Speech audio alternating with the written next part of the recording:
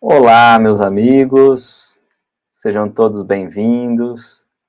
Primeiramente, agradecer a oportunidade, convite carinhoso da Dorinha a estarmos juntos aqui na reflexão, no estudo do dia de hoje, a falarmos com tanta alegria ao Centro Espírita Antônio de Pádua, o CEAP. Mais gratificante ainda a oportunidade de nós adentrarmos a estudar um pouquinho Jesus, a refletir um pouco sobre o seu evangelho, sobre os seus ensinamentos, sobre as suas palavras, palavras de vida eterna, à luz da doutrina espírita. Doutrina espírita que nos abre os horizontes, nos abre ao entendimento de fato daquilo que Jesus veio nos ensinar, de quem foi Jesus e de fato de qual é o caminho que nós devemos seguir para alcançarmos o progresso tão esperado. Então, reforço antes de começarmos a nossa fala, o agradecimento a todos. Então, com muita alegria, nos colocamos a falar de Jesus, a lembrarmos desse mestre bondoso, desse irmão mais velho que a todo momento nos acolhe, nos consola, nos esclarece, que bate ao nosso coração. Pedir que nessa oportunidade, então, os bons amigos estejam junto de nós, nos amparando, nos auxiliando, trazendo as palavras, os ensinamentos necessários a compreender um tema tão importante, tão gostoso e tão edificante a todos nós. O tema proposto para o estudo de hoje é Jesus no lar. E como sempre eu gosto de fazer, nós começamos a refletir um pouco pelo próprio tema, Jesus no lar. Não a iniciar por Jesus propriamente dito, mas iniciar como sendo o lar. O que é um lar? O que representa o lar para cada um de nós? A nossa moradia, o lugar onde nós vamos dormir, que nós vamos, no final de um dia de trabalho, que nós vamos nos encontrar com a família, em um lugar que nos traga proteção, que nos traga amparo, que nos permite o descanso do corpo material. O que é um lar para cada um? Poderíamos pensar no lar como sendo de fato a nossa moradia, a nossa casa. Mas o centro espírita também pode ser um lar. Tanto que muito centro espírita traz o nome de casa espírita. Porque é um local que nos traz um certo conforto, um certo consolo, uma certa proteção, uma segurança. Não é isso? Então, como vamos pensar em lar, Jesus no lar, o que é esse lar para cada um de nós?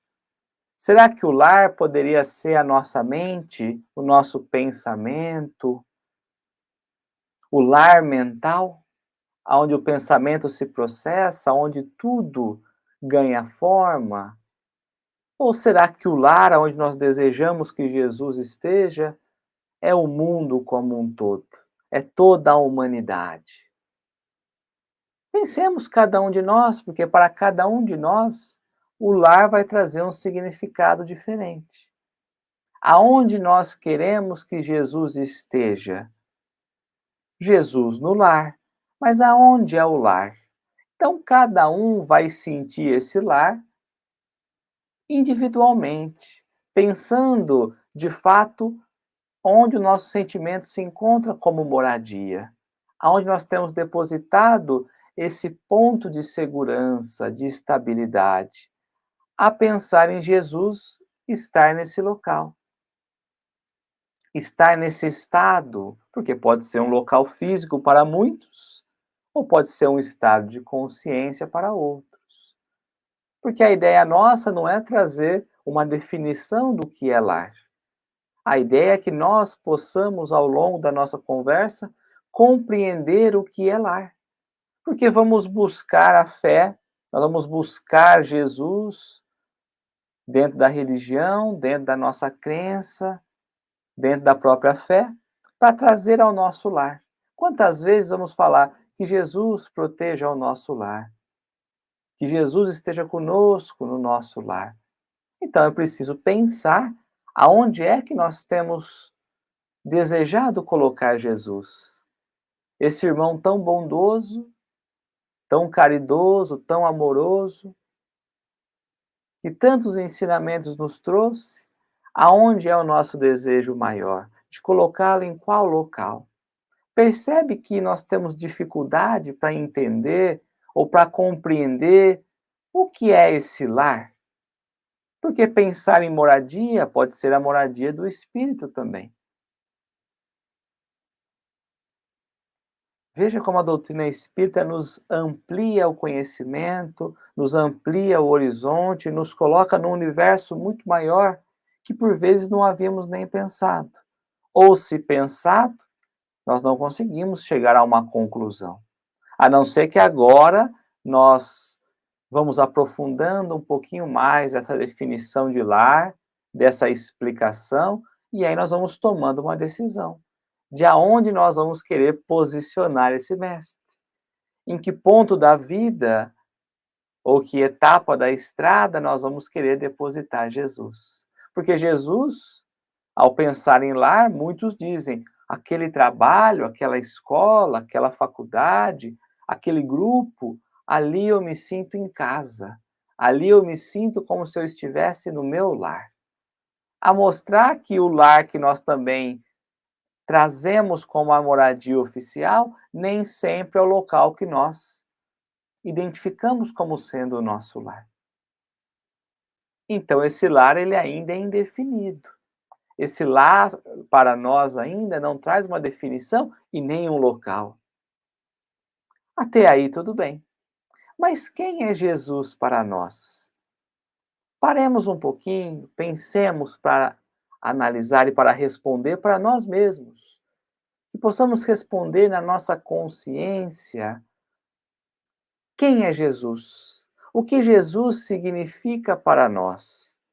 O que nós temos buscado a partir de Jesus? Quais são nossos desejos? Porque se nós queremos em nosso lar, se nós queremos Ele em nossa casa, se nós temos ido ao encontro buscar Jesus, porque é isso que nós fazemos, não é? Estamos indo ao encontro do Cristo para trazê-lo até nós, para trazer até nossa casa. Então, quem é Jesus? Quando nós vamos olhar diante dos vários pontos possíveis de entendermos Jesus, a olhar primeiramente pelos estudiosos, ou pelos historiadores, se assim nós podemos pensar. Quem é Jesus, se não apenas um acontecimento dentro da história da humanidade? Alguém que veio e reformou uma civilização. Então, quando trazemos um olhar muito limitado, muito específico e muito técnico, ao olhar do estudioso, do historiador, que vai buscando elementos, fotos, retratos, documentos, vai buscando a fundo, nós vamos percebendo que a história vai colocando ele como um reformador da civilização.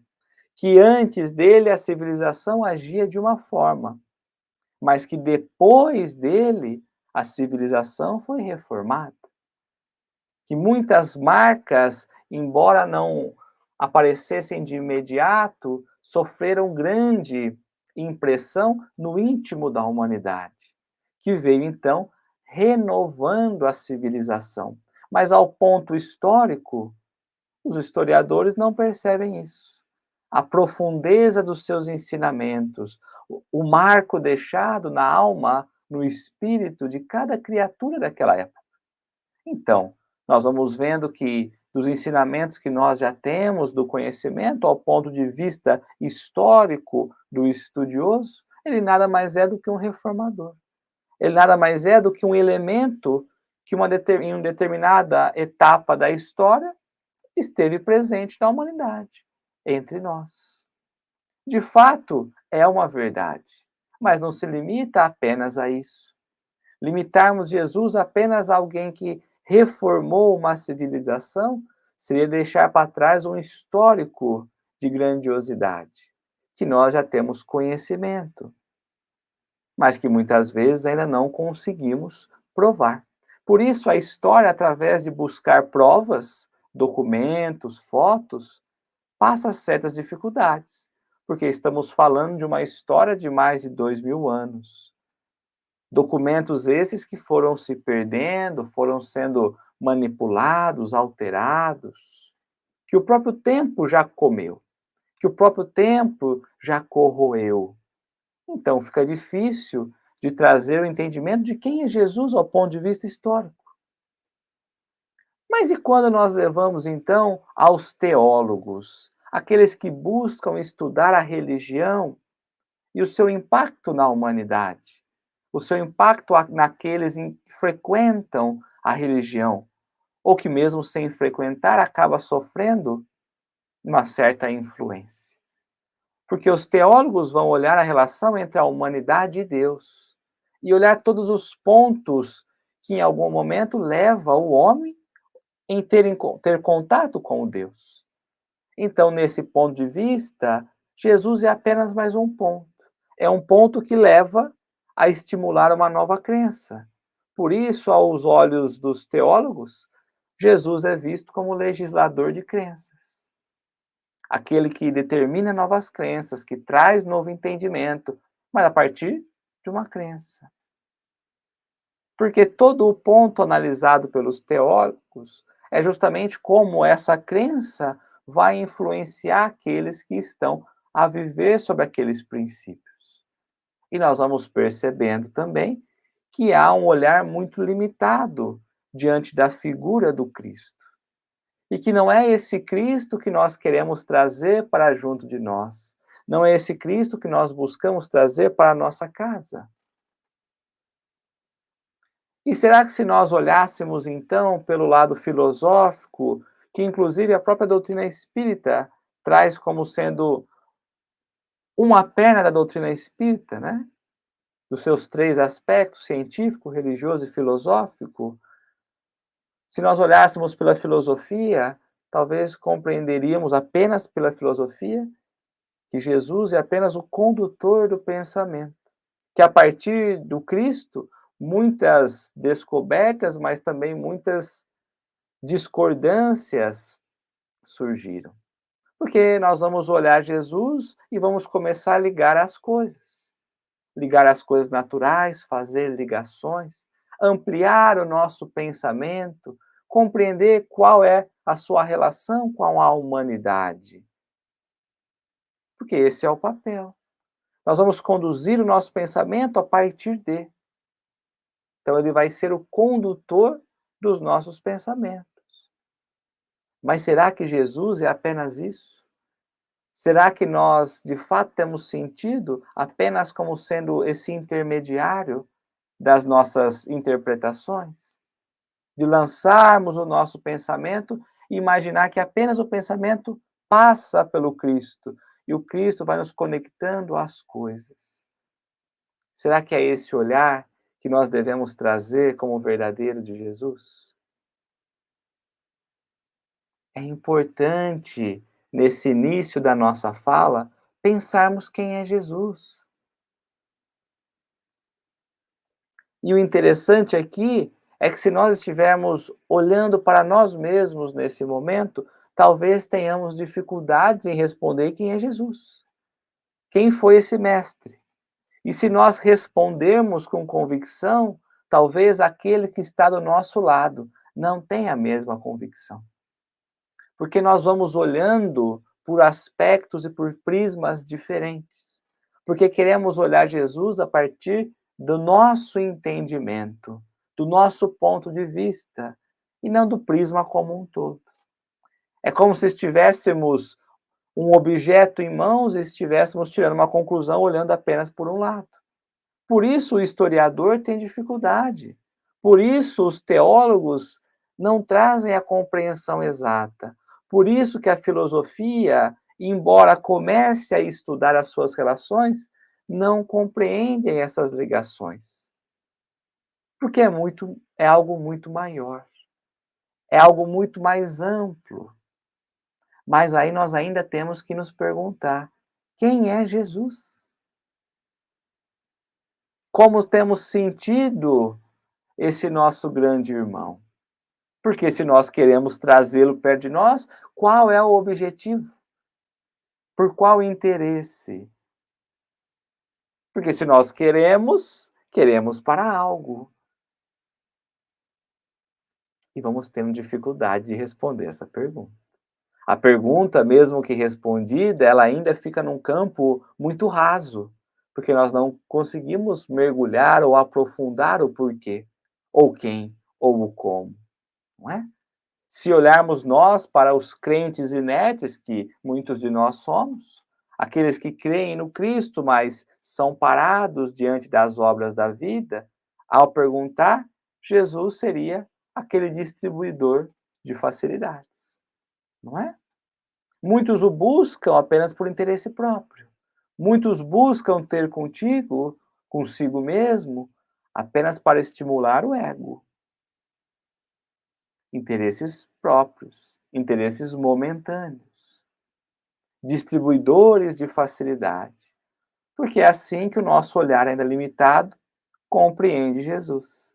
Mas Jesus nunca nos distribuiu facilidades. Diante de todo o evangelho, nós vamos percebendo que Jesus não foi aquele que distribuiu facilidades. Foi aquele que mostrou o caminho, que disse que não seria fácil. Muito pelo contrário, que sofreríamos, que teríamos aflições, mas que seria bom ânimo necessário para que nós pudéssemos avançar, superar os nossos problemas. Então nós temos buscado Jesus para quê? Se ele não vai dar nenhuma facilidade para nós, se ele não vai nos tirar de nenhum perigo, se ele não vai evitar que nós caiamos nos buracos da vida. Por que é que nós temos buscado tanto, gente? Por que é que nós temos feito esse esforço gigantesco de construção da fé se nós nem sabemos o porquê? Porque a própria fé nos convida a olhar nas relações do passado. A construção da fé não vem daquilo que nós vivemos no hoje, no presente. Não é agora que nós vamos adquirir a nossa fé. A nossa fé vem através das relações que nós vamos tendo, das experiências, das sensações. A adquirir confiança, a passar por um momento difícil e olhar e tirar o aprendizado. É assim que nós vamos crescendo a nossa fé. É assim que nós vamos ganhando confiança e amplitude nessa relação a compreender o que é Jesus. Que de fato é Ele aquele que nos leva a Deus. Mas se nós ainda estamos olhando a Deus como um ponto material, talvez estejamos buscando Jesus equivocadamente. Porque Deus não é algo palpável, é algo de ser sentido. E dentro desse sentir, ninguém diz que é sentir apenas as alegrias, ninguém diz que é sentir apenas os gozos eternos, muito pelo contrário. Seremos nós convidados a encontrar o Pai também nos momentos difíceis. Por isso temos que lembrar que, ao buscar Jesus, não podemos nós estar com os braços cruzados, parados, inertes, como colocado há pouco, como crentes inertes. Porque se nós acreditamos em Jesus, temos que olhar para ele como sendo essa fonte de ensino. E a fonte de ensino, como sendo o mestre, vamos perceber que a todo momento, a todo instante, ele era aquele que não parava, era aquele que não repousava, que a todo instante estava disposto a ajudar, disponível. E como nós nos posicionamos? Como nós temos nos relacionado, nos socializado? Ido ao encontro daqueles que vêm necessidade, que nós enxergamos a necessidade, ou nos afastando? Porque olhamos o mundo e pensamos, está muito difícil. E realmente está. E aí vamos buscar Jesus para facilitar esse mundo. Mas será que são problemas materiais que têm dificultado o nosso avançar, o nosso caminhar? Será que Buscarmos um isolamento da sociedade seria uma solução? Nós vamos percebendo que não. Que Jesus é aquele que nos mostrava que era junto do povo, no meio do povo, que nós íamos solucionando as nossas dificuldades. E aonde nós temos buscado Jesus? Temos buscado Jesus nos momentos íntimos, separados, isolados de todos? Não que os momentos íntimos com o Cristo, com o alto, não sejam importantes, mas fazermos apenas essa escolha, a deixarmos o esforço de lado e caminharmos apenas pela oração, talvez vamos sentir que é um movimento muito difícil, porque não é o movimento esperado. Aonde de fato é preciso que nós nos esforcemos diante dos nossos deveres para caminhar. Porque se estamos nós diante do barco da vida, o esforço e a oração são dois ativos que precisam caminhar juntos, como a ser um remo em que eu aplico a força de um lado e depois aplico a força do outro. Dois imperativos que nos convidam a olhar a vida de fato através do esforço íntimo, do esforço moral, do esforço material, do esforço intelectual, ou seja, somos nós colocados diante da vida, nos esforçarmos diante das sendas fáceis ou difíceis. Mas a lembrar que é esse equilíbrio que nos convida a ir ao encontro de Jesus, a compreender Jesus. Porque ao buscarmos apenas os pontos de oração, a estarmos ociosos, mas apenas em oração, perceberemos que, com toda certeza, cairemos na ociosidade. E que as teias da ociosidade nos convidarão a retornar mais uma vez, para que de fato nos deixemos as teias de lado e que nós possamos avançar.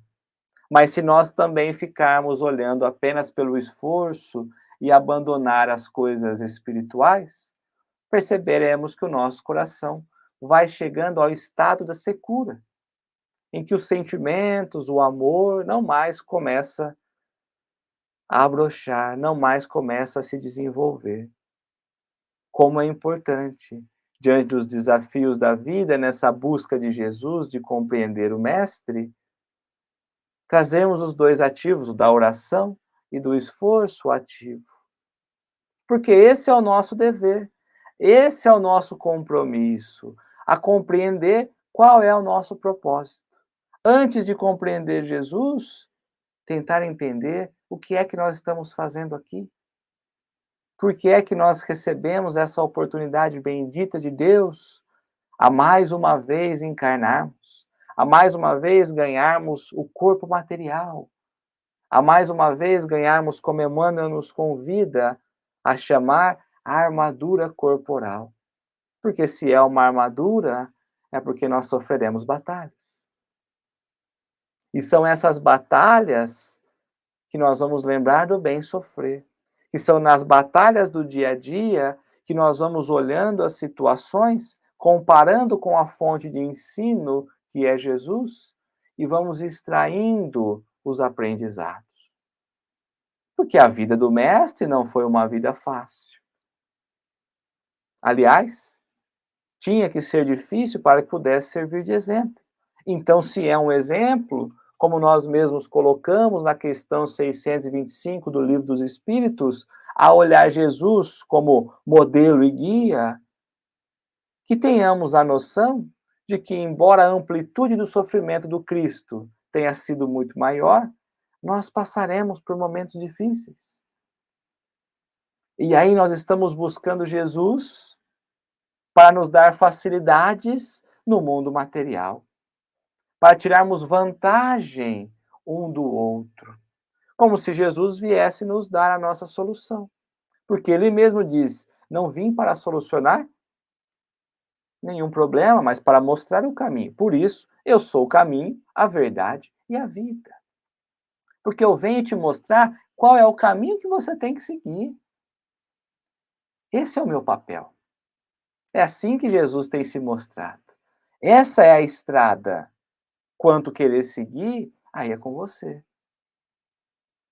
Essa é a verdade, nos ampliando o horizonte, nos abrindo para várias moradas na casa do Pai, para a grandiosidade de Deus.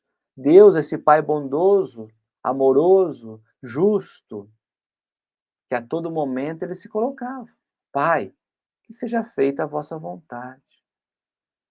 E mostrando qual era a verdadeira vida, porque por vezes estamos nós ainda preocupados demais com a existência que nós estamos, do ponto material. Enquanto deveríamos estar preocupados o que é que aqui estamos fazendo. Porque se oportunidade tivemos, qual foi o objetivo? Qual foi o motivo? Ou o que eu tenho que reparar? Ao olhar na questão 132 do Livro dos Espíritos, onde Kardec pergunta sobre a encarnação, que é justamente para que nós pudéssemos sofrer as vicissitudes, passar pelas dificuldades, a fim de avançarmos e progredirmos, chegarmos mais próximo da perfeição, chegarmos mais próximos de Deus. Mas que o modelo era Jesus.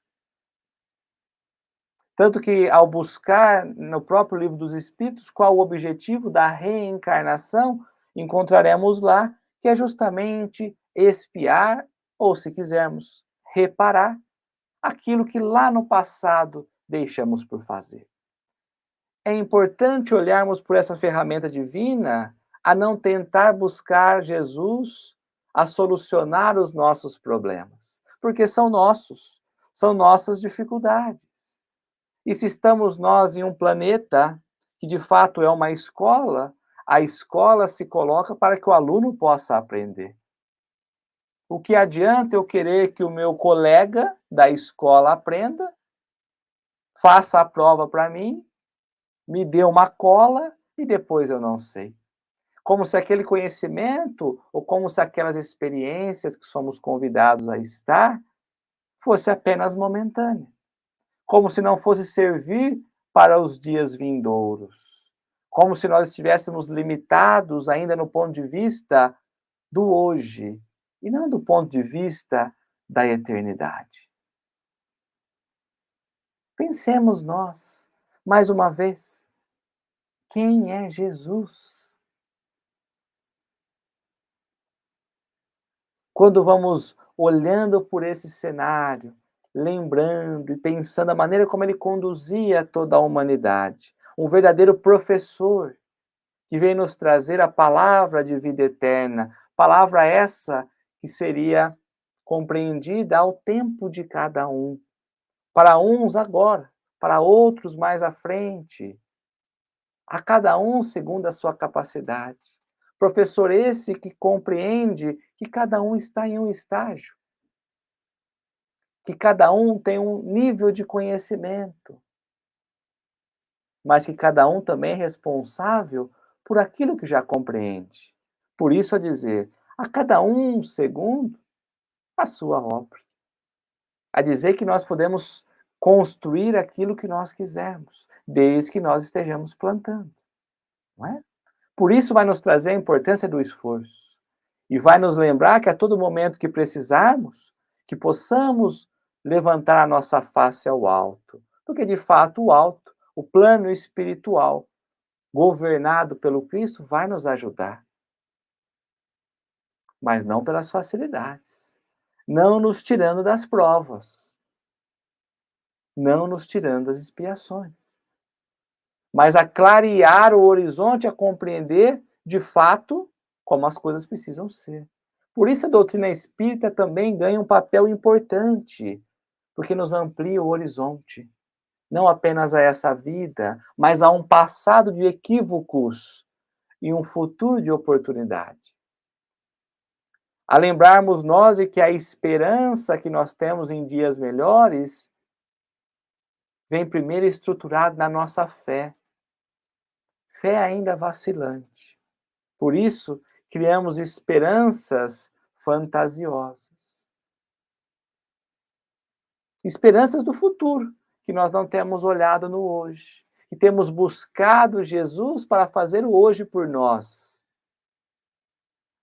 Mas se a esperança e o futuro nosso depende de nós, Mesmo que ele faça por nós, que mérito nós teremos? Pensemos no nosso papel. Quando olhamos assim, até do respeito que o Cristo tinha e continua tendo por todos os seus irmãos, percebemos a grandiosidade da Boa Nova. Compreendemos a grandiosidade do seu ensinamento. Porque era um ensinamento que não viria através de palavras, que não viria através de pressão, de obrigação, de imposição, de guerras e lutas, mas que viria através de exemplo. Que em algum momento da vida nós vamos nos ligar ou nos conectar ao exemplo, a pensar como Jesus fazia. Porque é nesse movimentar, nesse ensinar, nesse amparar com alegria, que nós vamos percebendo que ele não é um legislador das novas crenças, nem um reformador da civilização, nada disso. Nem é um facilitador, distribuidor das facilidades. Muito pelo contrário, que ele é o renovador individual de cada um de nós. Renovador individual. Porque ele vai renovando a cada um de acordo com o seu movimentar, de acordo com o seu entendimento. Por isso dizer renovar. A pensarmos num guarda-roupa e dizer, eu vou renovar o guarda-roupa como um todo. Eu vou deixar para trás as coisas velhas. Eu vou deixar para trás os entendimentos equivocados, as mágoas, os sentimentos, as tristezas, as amarguras, a ignorância. E vou me renovar. Quando nós entendemos, então, quem é Jesus, nós vamos nos renovando intimamente. Mas não porque nós temos essa capacidade, porque nós vamos nos abrindo a Ele. A irmos a um templo, a irmos em um centro, a irmos numa igreja, e não pensarmos mais em buscar Jesus nesse local. Porque, embora esse local seja respeitoso, embora esse local nos contribua e muito, principalmente pela oportunidade da convivência, não será lá que eu encontrarei Jesus. Lá encontrarei ferramentas, instrução, mas percebemos então que Jesus não está mais lá. Que o convite não é mais buscar Jesus, mas muitas vezes levar Jesus. E que nós vamos deixando para trás aquele entendimento de adoração que nós ainda temos. Porque ele não é algo a ser adorado, mas é algo a ser copiado. É algo a ser trazido para o nosso íntimo, para o nosso coração. É levar de fato Jesus a adentrar na nossa vida íntima, a controlar as nossas paixões, a controlar os nossos desejos, a controlar a nossa fala, a controlar o nosso relacionamento. Porque quando nós vamos nos aproximando, nos abrindo, de fato, ao entendimento do que é Jesus, o que ele representa e o que é que nós temos buscado, esse movimentar, ir ao encontro do Cristo, nós vamos permitindo que ele comece a, junto de nós, estagiar essa nova renovação, essa nova transformação, porque nós já temos conhecimento do Evangelho. E ele começa a nos convidar agora a colocar em prática. Mas é preciso que nós, de fato, estejamos de coração aberto. Por isso, a pensar, inclusive, na obra que nós conhecemos como sendo Brilha a Vossa Luz, de Roman Hunt, que inclusive é essa que está aqui atrás, onde Jesus se coloca a bater em uma porta, a pensar o que essa obra significa. Uma obra tão admirada, que os críticos, ao analisar, encontraram uma falha. Não ter uma maçaneta pelo lado de fora. E foram falar com William, então, o inglês, o pintor da obra. E foram falar, por que é que não tem a maçaneta? Falta. E o William, então, vai dizer que não falta. Que Jesus tem se aproximado de nós. Que por vezes tem colocado o ouvido muito próximo de nós, mas não tem escutado um convite para entrar. E que por respeito, pelo livre-arbítrio, é esse o motivo pelo qual não há uma fechadura. Que essa porta, por segurança, precisa ser aberta por dentro. E o dentro vai expressar aqui ou simbolizar o nosso coração. Quando nós nos habilitamos de fato a essa ação ativa, de olharmos o Mestre como sendo modelo, como sendo guia, e tentarmos começar a replicar, a iniciar pelos pensamentos. Pensamentos esses que, com o tempo, se transforma em fala. E que a fala, muito estimulada, vai começar, então, a transformar em hábitos. Os hábitos em valores, virtudes. E são esses valores que vão moldando ou modelando o nosso destino. Que vai traduzindo o destino aqui a aproximarmos nós de Jesus. Que é nesse movimentar de abrir o nosso coração que nós vamos sentindo de fato o Evangelho penetrar no nosso íntimo, não mais pela vista que nós estamos acostumados, não mais a ler como nós estamos acostumados, mas a penetrar pelo coração, pelo sentimento, pela compreensão de fato do nosso papel, não só para conosco, não só de buscarmos Jesus para os interesses pessoais, mas de querer também ao outro aquilo que nós queremos a nós mesmos. Amar um ao outro como eu tenho vos amado, como eu vos amei. Nesse novo mandamento que Jesus nos convida. E nós ainda estamos querendo buscar Jesus, trazer Jesus à nossa vida, para resolver problemas mesquinhos, de interesses pessoais nossos, de interesses pessoais da nossa família.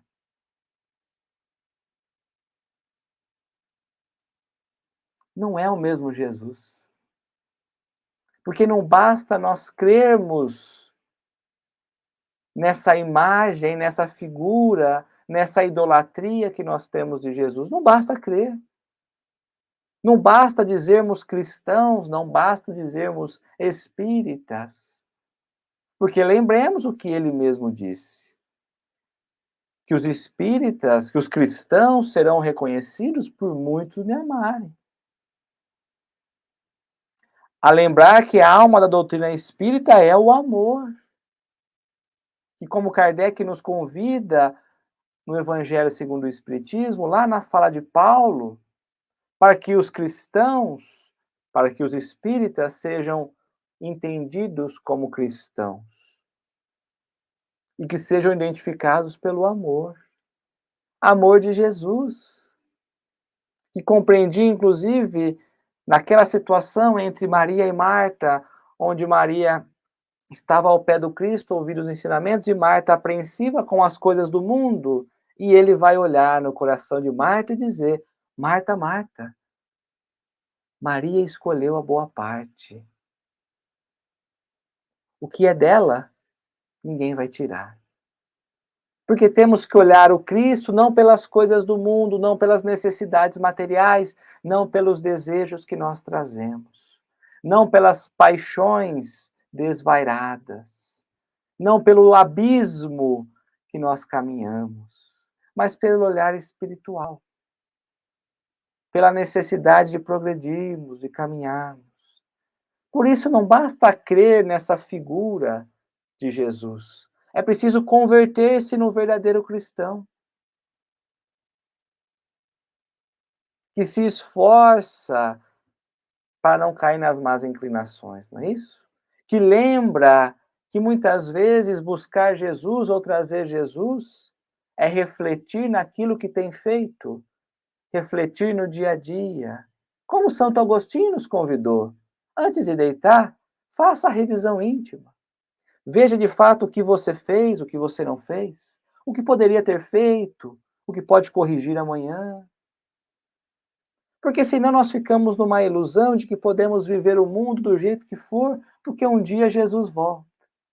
E o dia que ele voltar, a gente quer raptar ele, trazer para nossa casa. Olha, resolve os meus problemas. E não é assim. Porque nós vamos olhando a história, nós vamos olhando pela teologia, nós vamos olhando pela filosofia, e nós vamos imaginando como eram aquelas reuniões onde Jesus estava junto da casa de Simão Pedro. Quantos ensinamentos o mestre não fez naquelas oportunidades, não é? Quantos ensinamentos? Nós vamos lendo as histórias da Boa Nova, nos colocando no lugar dos personagens e pensando como seria mais fácil se Jesus estivesse conosco, se nós tivéssemos a oportunidade com Ele estar, não é? Mas fato é que nessas reuniões na casa de Simão Pedro, mais de 20 séculos já se passaram. E se antes Jesus falava entre quatro paredes aos discípulos, hoje Jesus fala a toda a humanidade. Nós queremos nos colocar no ponto da história, quando deveríamos nos colocar no ponto do sentimento, do coração, do espírito, porque independe da época. Estamos ainda querendo Jesus materializado, não é? Como na estrada de Emaús, onde os discípulos nem percebiam que aquele era Jesus. E Jesus, por vezes, tem se materializado diante de nós. Nas pessoas que chegam para conversar conosco, nos amigos, nos inimigos, nos pais, nas mães, nos filhos, nos avós. Nós vamos percebendo a todo instante esse amor desse irmão maior, nos colocando a situação necessária para nós avançarmos e progredirmos. Se estamos preocupados ainda com Jesus de 2000 anos atrás, que tal convidarmos a atualizar um pouco os nossos paradigmas diante da história? Porque estamos situados no hoje. E hoje Jesus não pode significar o que significava 2000 anos atrás. Tem que significar muito mais.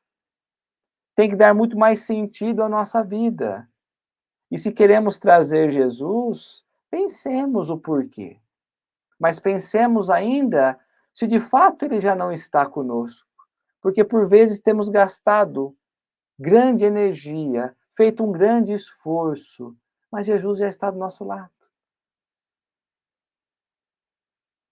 Por isso, meus amigos, finalizando a fala, que possamos, nesse estado de consciência, refletindo sobre Jesus, refletindo sobre Cristo, pensar que a nossa maior felicidade, de fato, a nossa maior alegria é trazer Jesus para dentro do nosso lar. Mas não Jesus material, a partir dos nossos corações. Mais uma vez, agradeço a oportunidade da fala, agradeço o convite. Mais uma vez, um grande beijo, um grande abraço à Dorinha, todos os trabalhadores de Antônio de Pádua.